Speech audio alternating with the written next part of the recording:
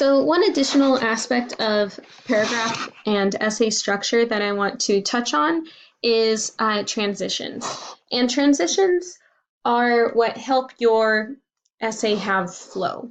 For another way of thinking about this is in your vocabulary list, we talked about coherence. Coherence is flow. It's how your ideas are all connected to each other in a logical way. And so transitions are one way to build that coherence and flow. So the big thing with transitions to think about is how do all of your ideas connect together? So at the beginning of our writing process, I had showed a couple of mind maps, including kind of the part of a whole one with the tree map, and then I also showed the cause and effect map. And so different essay writers and different essays will have a different structure, but you really need to think about how are all of my reasons and all of my paragraphs related in order to think about transitions. So once you've thought about which mind map best represents your essay, then you can start talking about, you can start thinking about how to include those transitions into your essay. These will normally come either at the end of one body paragraph or the beginning of the next body paragraph. So here are a couple examples, but we're going to go and look at similar examples in another document. And the reasons why I want to do that is because then we can look at how the also relate to the thesis. So you can see with these are just some excerpts of a couple essays that I thought had some strong transitions. So, for example, this thesis of this essay was Columbus represents anti-American values and we should stop celebrating him because of his true intent, his actions, and his legacy. This is a closed thesis, and so each paragraph is going to be one of those three things. So paragraph 1 talks about Columbus's true intent, paragraph 2 talks about his actions while he's in America, and then paragraph 3 talks about the lasting impact of Columbus's legacy.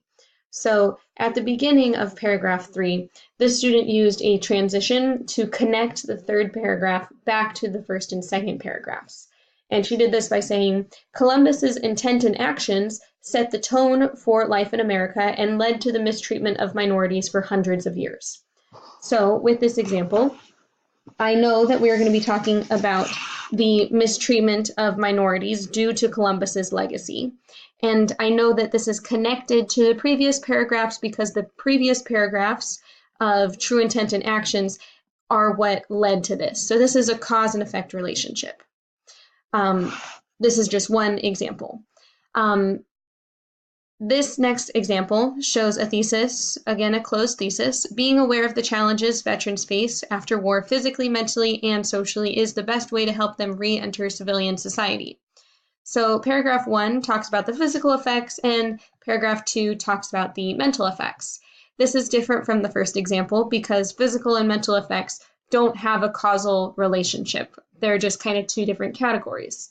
And so this student helps us make connections between those two categories to understand how they're related to each other when she says at the beginning of paragraph 2, one impact of war that doesn't get as much attention as physical injuries is how war mangles the mind.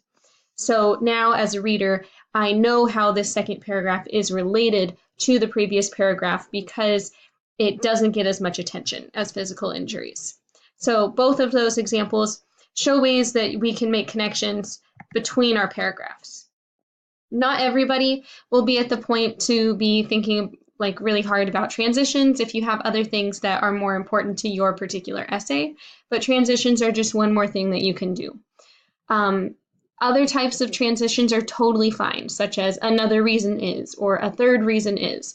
Those are definitely ways to transition paragraphs. But for some of you, I have pointed out ways that you can easily make different types of transitions to just help make your argument a little bit stronger.